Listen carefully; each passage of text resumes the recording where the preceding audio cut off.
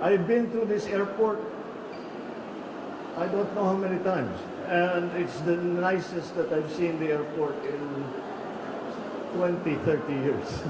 So we'll keep going on that, in that path. That is the whole idea of the PPP. And this is the biggest PPP that the country has ever done.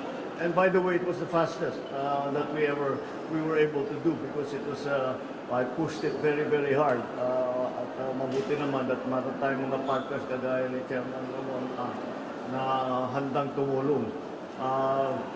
You know, if you look at the financials of this project, hindi kikita for a long time. Pero alam ko that's why we have entered into a PPP precisely on the principle and on the idea that because the government does not have the funding or does not have complete funding, we go into partnership with private enterprise, and the private sector takes the financial risk. The government takes the political risk, if you can call it that, and basically to provide the land, to provide all the permits, to provide all the licenses, etc.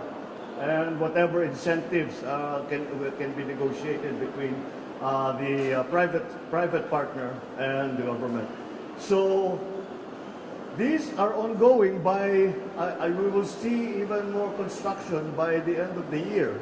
Already, yung mga dinadaanan ng you can see, inumpisahan na yung pagdaan ng truck ng mga sasakyan, yung mga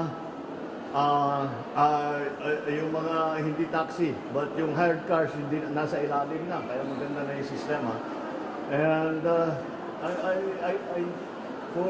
I've been through this airport, I don't know how many times, and it's the nicest that I've seen the airport in 20, 30 years.